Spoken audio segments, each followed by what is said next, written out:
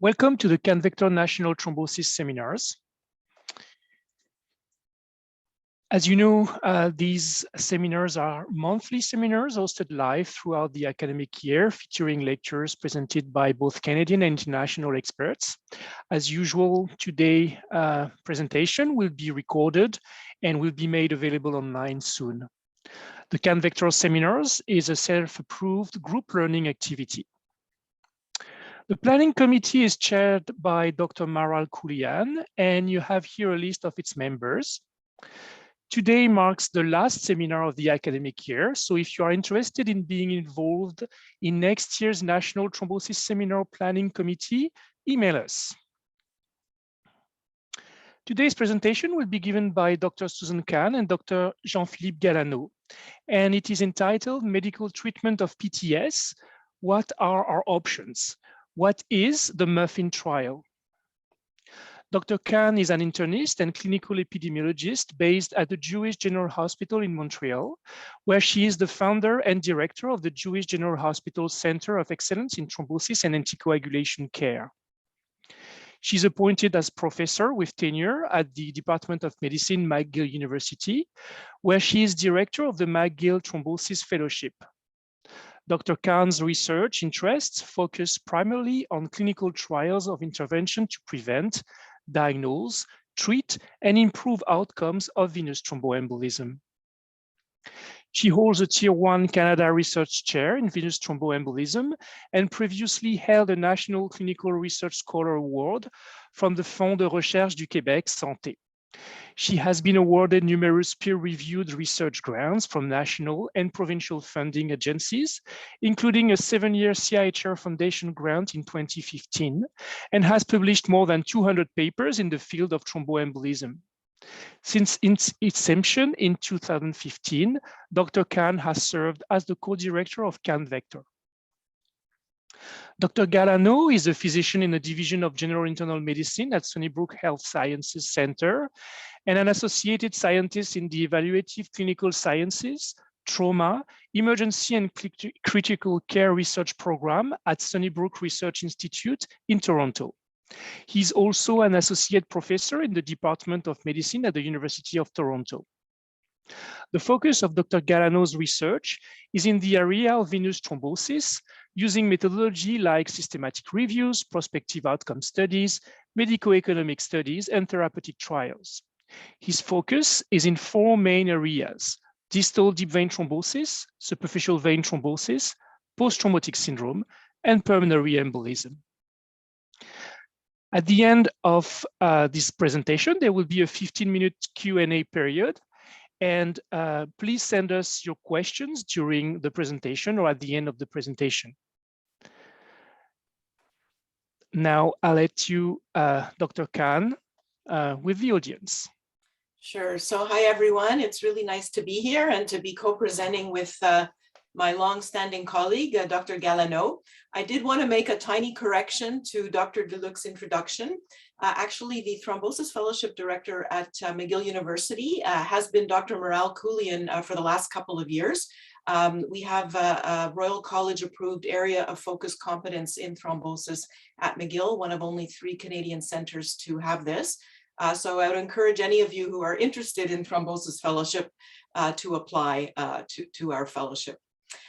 So today I'm going to be doing the first part of the talk, which is the medical treatment of post-thrombotic syndrome. What are our options? And then Dr. Galano will go on to tell you about the MUFFIN trial. Just give me a moment, please. Okay, here are my disclosures as well as those of Dr. Galano.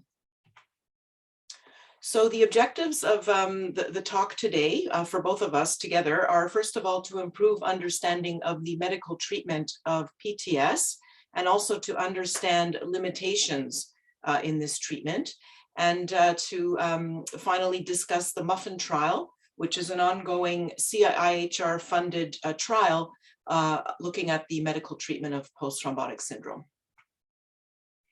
So just by way of overview, the post-thrombotic syndrome is actually the most frequent complication of deep vein thrombosis. And as many of you who see patients in the clinic are aware, it has numerous signs and symptoms, including most notably leg swelling, leg heaviness, hyperpigmentation of the lower limb, venous ectasia or secondary varicose veins. In severe cases, one can go on to develop a venous ulcer, and then other symptoms such as leg pain and cramps as well. And actually, PTS occurs in up to 50% of patients after proximal DVT. Most cases are mild or moderate, but still 5 to 10% of DVT patients will develop severe post-thrombotic syndrome, which can really be quite disabling and have a measurable impact on quality of life. And unfortunately, despite its frequency of occurrence, there are no effective, well-tolerated, or sustained treatments for the post-thrombotic syndrome. We won't be talking about prevention of PTS today, although that is obviously key, because if one can prevent a case of PTS, one then doesn't have to worry about how to treat it if it has not yet occurred. But the focus of today's talk is more on the treatment of PTS that has already manifested. So to understand treatment, we have to know a little bit about the proposed pathophysiology of post-thrombotic syndrome. And this schema basically shows that after acute venous thrombosis, if you look at the left side of the figure, the thrombosis obviously causes an outflow obstruction. But in addition, at the time of acute thrombosis, there's a companion acute inflammatory response. And these two elements together, outflow obstruction and acute inflammation, lead in turn to venous hypertension, in part because the inflammation and the persistent thrombosis can lead to reflux of the vein valves. And the venous hypertension is thought to be sort of the primary process that goes on to produce all of the clinical manifestations of post-thrombotic syndrome. And there may be an element of chronic inflammation as well that continues to exacerbate this process. So let's talk a little bit about treating post-thrombotic syndrome. And this photo here actually shows a photo of one of my patients who gave permission for the photo to be used. But this was a young man in his early 30s who worked as a chef and was no longer able to continue in his profession because standing on his legs for any prolonged period of time was simply intolerable. So the goals of treating PTS are, first of all, to relieve its symptoms and improve quality of life. Also, we want to prevent clinical worsening of post-thrombotic syndrome, and this is best achieved by preventing ipsilateral DVT recurrence. We know that ipsilateral DVT recurrence is a strong risk factor for post-thrombotic syndrome. And clearly, we want to prevent and manage the most severe manifestation of PTS, ulcers, and that's beyond the scope of today's talk. So one thing that we always do in patients with post-thrombotic syndrome to relieve its symptoms are that we prescribe elastic compression stockings. And these have been shown to reduce leg swelling, heaviness, and aching of patients who already have symptoms of post-thrombotic syndrome. Just to mention that they do require strict compliance to maximize their effectiveness. And what I generally do is start with a lower strength stocking, knee length, like 20 to 30 millimeters. If that's not enough, I'll prescribe a stronger stocking. And some people even require even higher compression strengths in the order of 40 to 50 millimeters to adequately control edema, but this is rather unusual. Something else you can do in patients with more severe forms of post-thrombotic syndrome, but we don't often use these because they're quite cumbersome. There's a portable battery-operated lower limb venous return assist device called the VenoWave device that I sometimes prescribe to my patients with variable benefits. And there's also intermittent pneumatic compression devices that can be rented through medical equipment stores, but they're quite impractical. You have to put them on your legs few times a day and stay there in a sedentary position for at least 30 minutes at a time. So you can imagine that these are really reserved for patients with the most severe symptoms.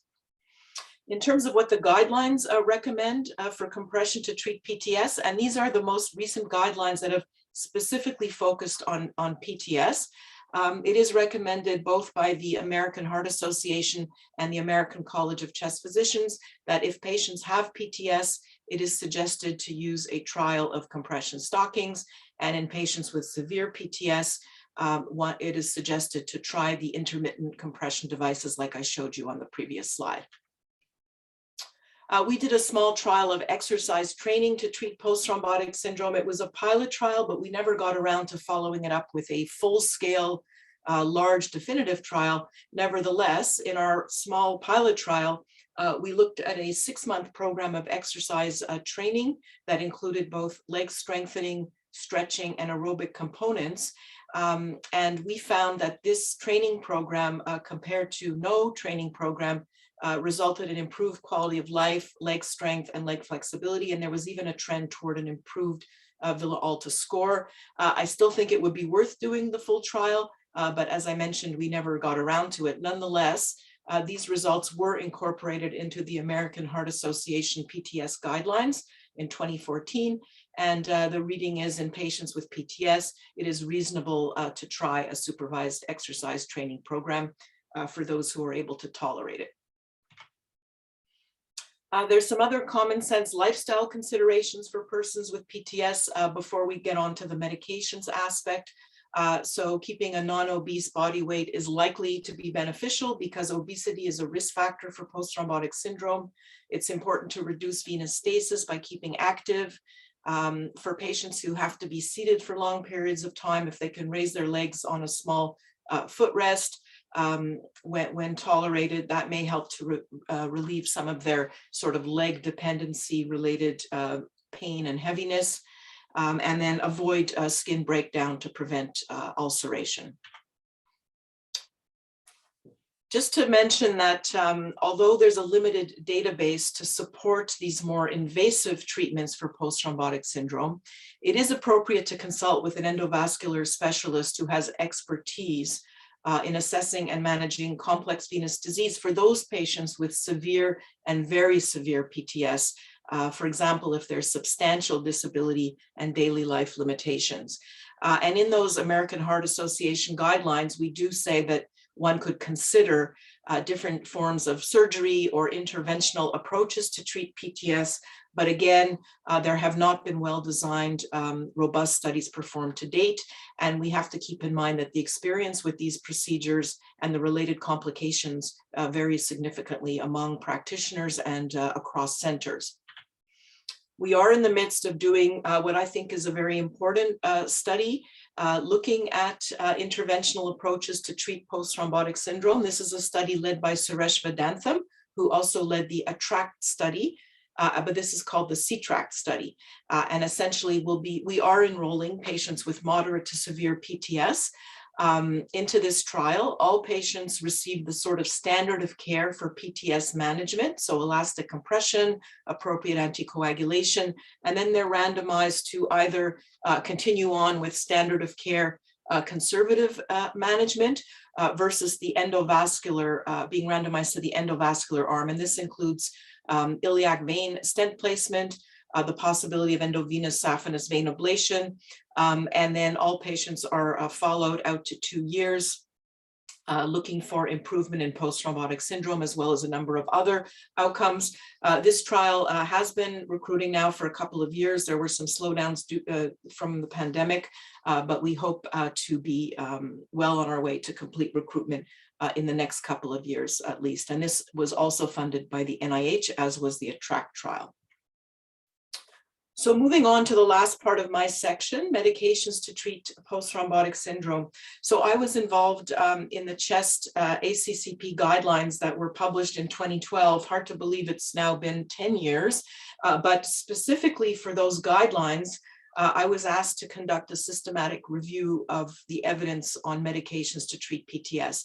And in fact, there's quite low quality evidence for their effectiveness when used in the short term for 3 to 12 weeks for various what we call venoactive medications. And these include such medications that are more commonly used in Europe and elsewhere rather than North America, but things like ruticides, horse chestnut extract, diosmin, and defibrotide.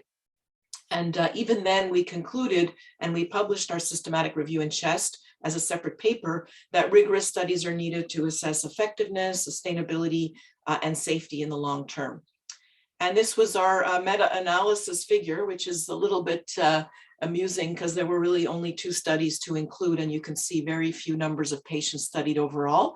But at least you can see that in terms of effectiveness of venoactive medications, there appeared to be a non-significant signal of effectiveness with a risk ratio of 1.14.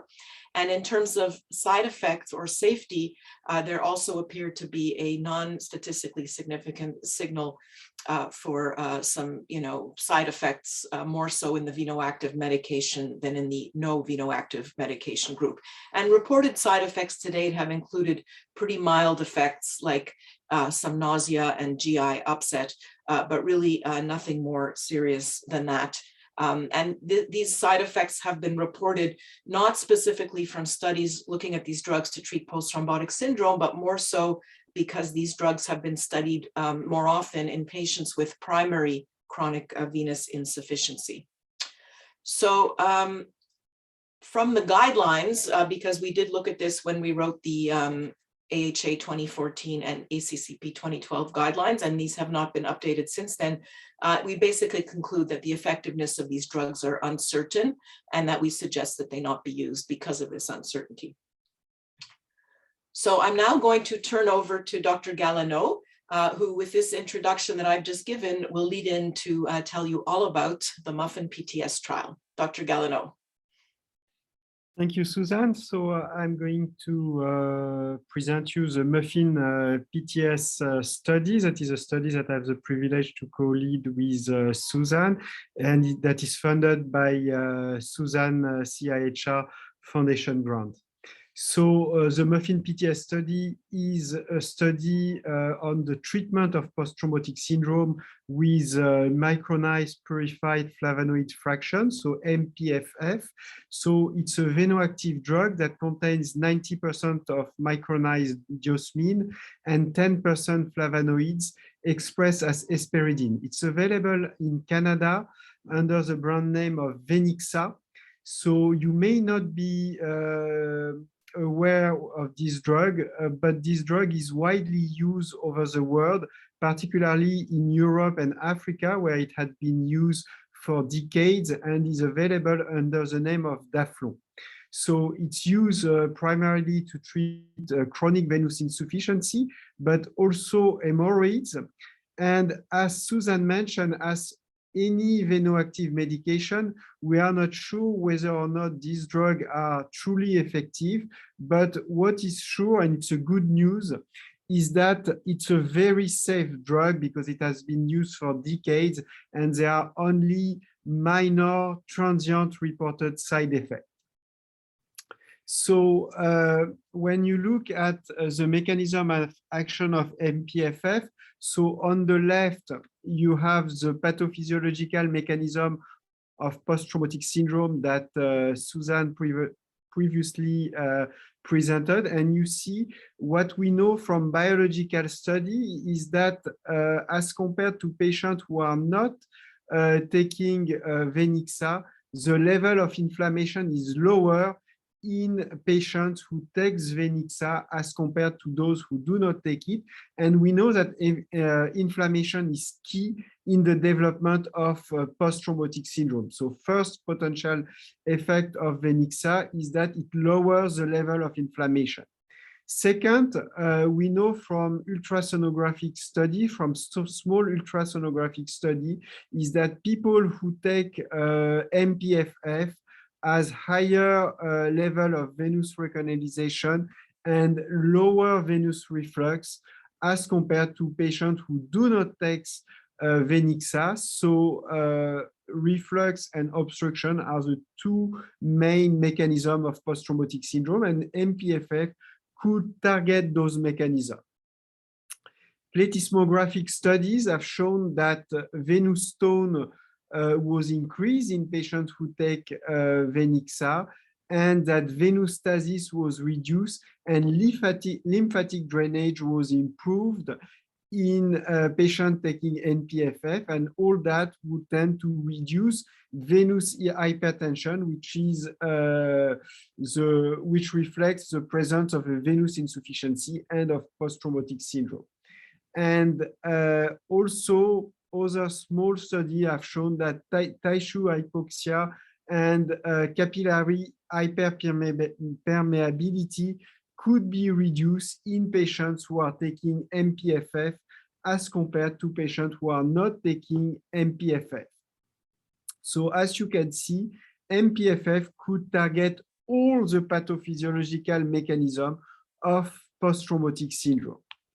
So now, why would we need to test MPFF to treat post-thrombotic syndrome? The first good reason is that we don't have very effective medication to treat post-thrombotic syndrome once it has developed, and the only drug that we use is a medical device, is compression stockings. We know that compression stocking seem to work, but it doesn't work perfectly well, and it's burdensome to use, and sometimes patients feel that it's even more burdensome to wear compression stocking than to have post-thrombotic syndrome left untreated. So compliance to compression stocking is limited.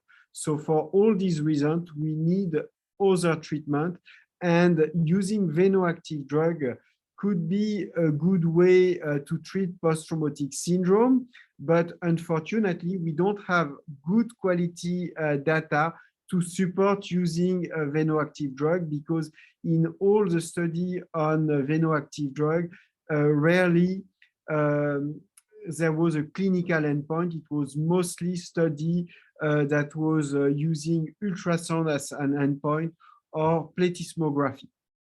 Why we chose to use MPFF among all available venoactive drug? Because as Susan mentioned, there are many that are available.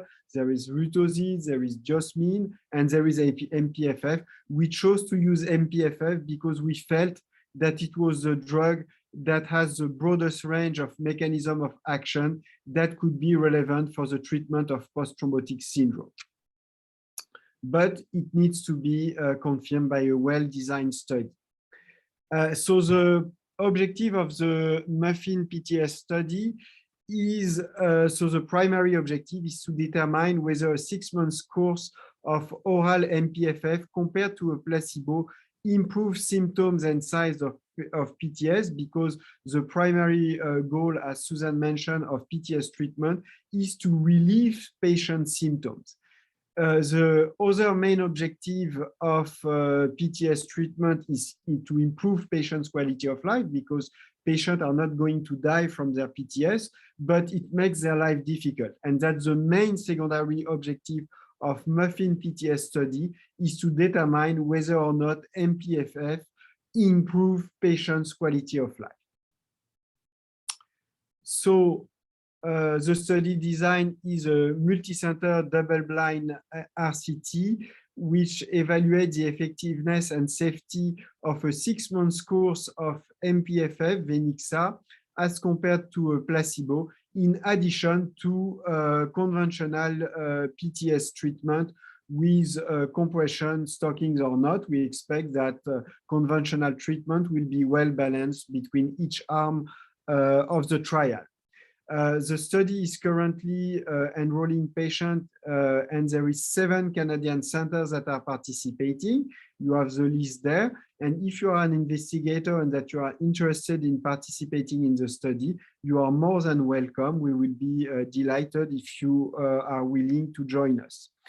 We plan to enroll 86 patients, which is about 12 patients per center. So who is eligible for MUFFIN? So it's patient with PTS. And so patient with PTS is defined as patient with a proven, with an objectively confirmed proximal or distal DVT. The diagnosis, the date of the diagnosis might not be known. It can be just a patient with a chronic venous insufficiency, and on ultrasound, the patient has evidence of residual venous obstruction, and PTS is defined as a Villalta score of 5 or more. And those patients need to have at least 2 of the 4 following manifestation of post-thrombotic syndrome, which is daily heaviness, cramps, pain, or edema. The main exclusion criteria is a DVT diagnosed less than 3 months ago, because if it's less than 3 months ago, it might not be PTS. It can just be acute manifestation of the deep vein thrombosis. So symptoms have to be evolving for more than 3 months. The DVT must have been diagnosed more than 3 months ago. Patients with an open venous ulcer are not eligible, but if they have a healed ulcer, they can be enrolled in the study. And after those main criteria, it's classical exclusion criteria. So patients, women who are pregnant or breastfeeding are not eligible. Patients with severe renal impairment, patients with severe liver dysfunction, people who have dementia, people who have a life expectancy of less than 1 year, or who are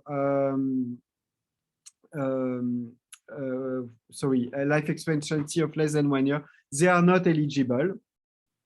So eligible and consenting patients will be randomized to receive either Venixa MPFF 500 milligram oral twice a day, morning and evening, for 6 months, or a placebo drug oral twice a day for 6 months. There will be 3 follow-up visits at 3 months, 6 months, and 9 months. At 6 months, they will be assessed for the primary endpoint, which is improvement in PTS symptoms. They stop the study drug at 6 months, and then we assess them again 3 months after, just to make sure, because if there is improvement with the study drug, we want to make sure and we want to assess whether or not this improvement is maintained over time. So the primary outcome will be assessed with the Villalta scale, which is a clinical scale to assess post-thrombotic syndrome. It's the recommended scale to assess post-thrombotic syndrome. The patient assess 5 symptoms: pain, cramps, heaviness, paresthesia, and pruritus. And the investigator or the research nurse assess 6 clinical signs: pretibial edema, skin induration, hyperpigmentation, redness, venous ectasia, pain on calf compression. And each of these signs and symptoms is rated from 0 to 3. 0, it's absent, 1, mild, 2 is moderate, 3 is severe, and you make the sum. And if the sum of the sign and the symptom is 5 or more, we consider that the patient has post-thrombotic syndrome. If it's less than 5, there is no post-thrombotic syndrome. And if the patient has a venous ulcer, we consider that the patient has severe post-thrombotic syndrome, and the score is 15. To help investigator and research nurse quoting post-thrombotic syndrome, they have a plasticized PTS visual scale that they can use to better assess their patient. So the primary outcome is improvement of the Villalta score at 6 months. And how do we assess that? First situation, when we assess the patient at 6 months, the Villalta score is less than 5, so the patient no more has PTS, so he has reached the primary endpoint. Second option, the patient still has PTS at 6 months, but as compared to the assessment at baseline, the Villalta score has been reduced by 30%, and then we consider as the patient has reached the primary endpoint and that we have been successful. We expect that we will reach the primary endpoint in 50% of the patient in the Venixa arm or the MPFF arm. And we also expect that 20% of the patient in the placebo arm, we feel that they have been improved. It's typically the placebo effects. So based on that, if we enroll 86 patients, we have an 80% power to show an absolute 30% risk reduction in our primary endpoint. And this 80% power is classical in post-thrombotic syndrome studies. We may consider increasing the statistical power to 90%, and then we will need 120 patients. If we have a COVID wave, or if a patient cannot come to one of the follow-up visits, we can use a phone Villalta scale that has been validated, so we don't, the patient is not lost to follow up, but we will encourage patient and investigator to ask the patient to come to in-person follow-up visit. If they cannot make it, we can still do a phone Villalta scale.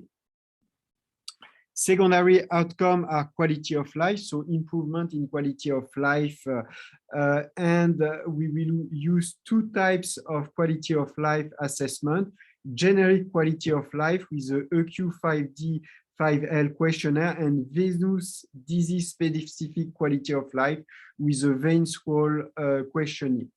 We will also assess post-thrombotic syndrome severity, because the Villalta scale allows to assess whether or not patient has mild, moderate, or severe post-thrombotic syndrome. A mild post-thrombotic syndrome is a patient who has a Villalta score between 5 and 9.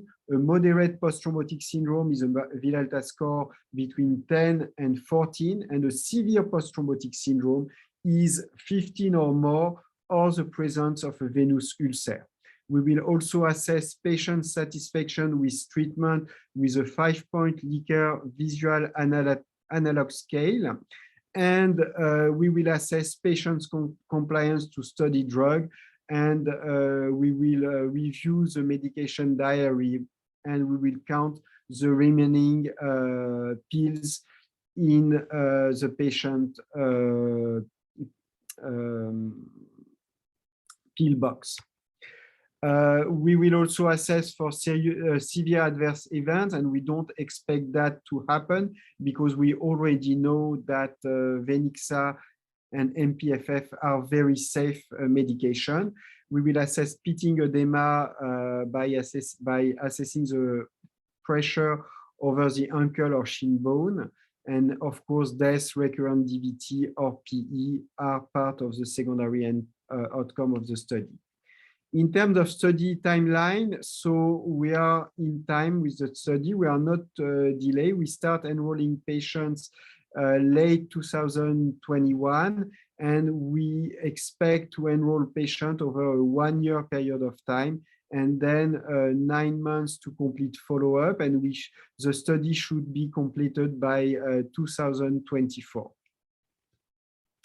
So 4 centers are already open, and we have already recruited 15 patients, so it's chronic patients, and we have already recruited 15 of them.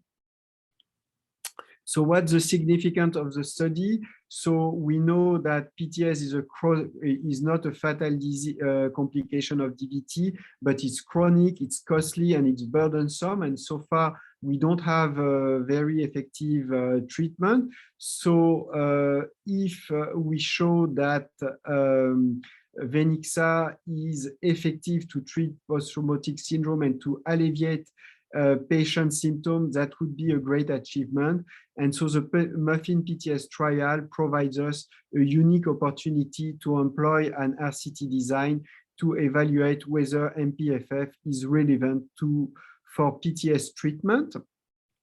We have already published 2 studies about 2 articles, about MUFFIN. So the first one was a review of the literature of MPFF for the treatment of chronic venous insufficiency in general and PTS in particular. That was done by Kek-Swan Lee, who was a medical student of Susan, and it was published in RPTH. And we also published last year the protocol in BMG Open. Thank you very much for your attention.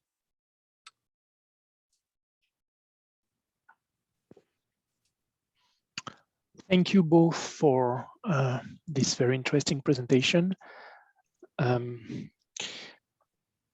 So So I'm reading live the questions with you. So one first question comes from Mark Fillion, and who's asking, curious why SF36 not used as additional quality of life measure.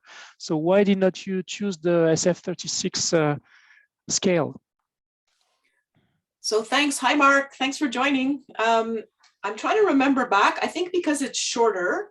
I think that was the only reason. And I don't remember whether, one of the difficulties we've had with SF36, but also Veins QOL, is that the question asks patients to rate how they've been in the last month before the last month of health. It's not so much a problem for PTS patients because this is a chronic condition, but it does become an issue in acute DVT patients because I think the patients get confused whether they should think about the month like before they got their DVT, or they often tend to respond, in terms of how they're feeling on that day with their acute DVT.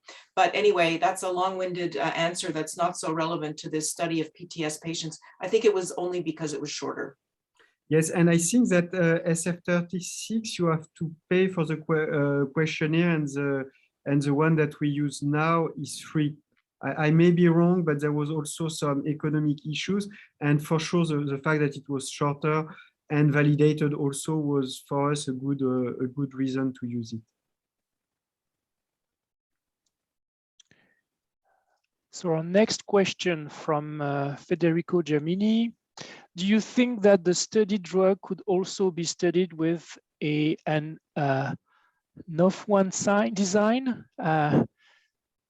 Yeah, so N-of-1 design, where patients would be randomized to be on study drug for a certain period of time versus placebo for a certain period of time, and they wouldn't know which they were taking, and you could randomly alter those treatment periods. So I think N-of-1 design is an interesting idea. You have to know what the washout period is. I'm not sure that we know that so specifically for this drug, because if you gave active drug, let's say for 4 weeks, but you weren't sure what the washout was, and then the patient, the next sequence was a placebo for 4 weeks, some of what you measured during that placebo timeframe could be attributable to the previous active drug timeframe. So I think we didn't even look at that, mostly because we didn't have that information on washout. But thanks for that suggestion, because it's an interesting one. Yeah, and it's true that there are some studies on veno-active drugs that tried this design, but it was a washout period, and we felt that it was more simple. Yeah.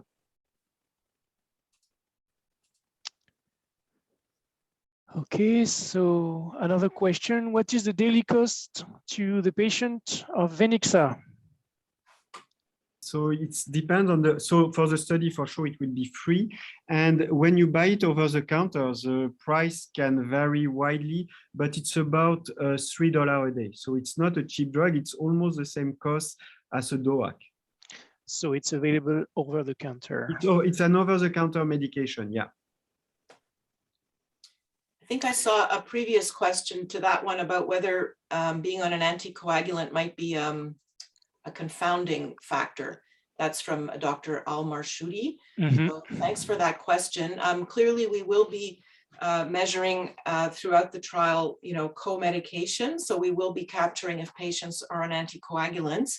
I'm not sure it would be a confounding factor in the sense that being on an anticoagulant does not influence, severity of post-thrombotic syndrome per se, unless it prevents it from worsening by virtue of preventing a recurrent VTE event, because we know that recurrent ipsilateral DVT could worsen post-thrombotic syndrome. And we will be tracking DVT recurrence as well during the trial. So I think with all of those measures, measuring co-medication use and tracking recurrent DVT events, we'll be able to account for that, the influence of anticoagulation on our study outcomes.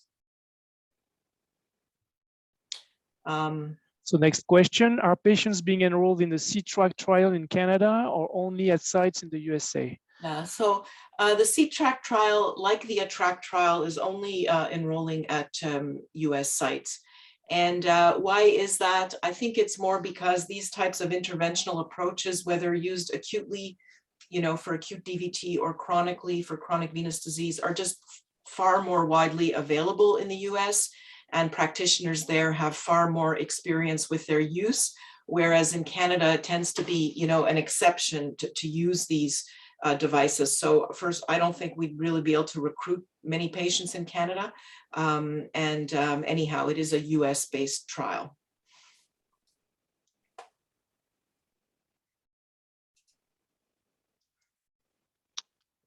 I don't see any other questions. I have a question actually.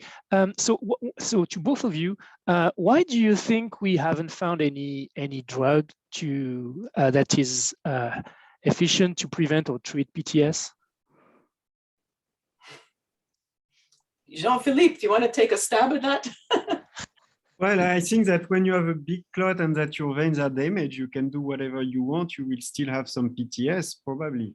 So it's just a venous insufficiency. So, but you know what is interesting is when you look at the historical literature and when you look at series of patients in the 1940s when they started developing anticoagulant treatment, they compared that series of patients before and after the introduction of anticoagulant treatment. And when they compare that, it's just amazing because, of course, the diagnosis of DVT was different 80 years ago. It was really the big ones that were felt to be DVT. But most of the patients, they had just horrible legs after deep vein thrombosis. And now it's pretty uncommon since we have the anticoagulant treatment. So I think that we should not look at see the cup as half empty, it's half full, because we have made some great achievement in the prevention of post-thrombotic syndrome. And now most patients do not develop post-thrombotic syndrome, which was not the case years ago. But if you have a huge clot, it's probably impossible not to have some damage in the valves and in the veins. Yeah, and I think also the promise of an anti-inflammatory medication, you know, soon after the DVT is diagnosed has not really been adequately explored. We initially tried to do that in the SOX trial. It was designed as a factorial design trial where one of the interventions was Celebrex versus a placebo, and we had to abandon that because of adverse effects of Vioxx at the time. But certainly your own trial, Aurélien, the SAVOR trial, which is looking at using statins within 30 days of diagnosis of DVT or PE, I think that that's going to be really important. Although the primary endpoint is recurrent VTE, post-thrombotic syndrome is an important secondary endpoint, and maybe, you know, the pleiotropic effects or anti-inflammatory effects of statins could, you know, show effectiveness even in terms of PTS. So that's one of the many reasons I'm very excited about the SAVOR trial. Thank you. One of the issues also is when to start. So statin for this example, but any kind of drug to prevent PTS. So as soon as possible, or can you delay that? So I would say as soon as possible, but for feasibility, we just can't do a trial like this. I mean, in general, I mean, doing a trial in preventing PTS, starting as soon as possible, the study drug is always a challenge. Yeah, for sure. And, you know, some patients take weeks before they even come to the emergency room because they think they have a pulled muscle. And, you know, so even if you start it within 24 hours of the DVT being diagnosed, that's not necessarily 24 hours, you know, from symptom onset. But I agree with you. The sooner is likely to be better. I just wanted to make say one thing that I think Jean-Philippe alluded to, but just to maybe say it more directly. The nice thing about the MUFFIN trial is that one is recruiting a population of patients with prevalent disease. So these are patients who have been suffering with their post-thrombotic syndrome with limited treatment options. And, you know, once the trial opens at a given center, there's often a big group of patients who are ready to come on trial. And that's quite different from trials where you sort of have to wait for a DVT or PE to occur and then try to recruit the patient. So I think recruitment is likely to be pretty fairly quick for that reason.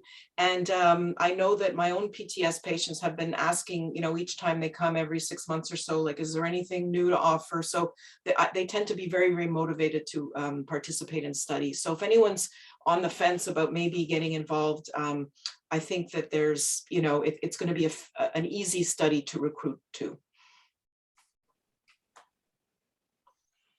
Right, we already have a list of patients, I think.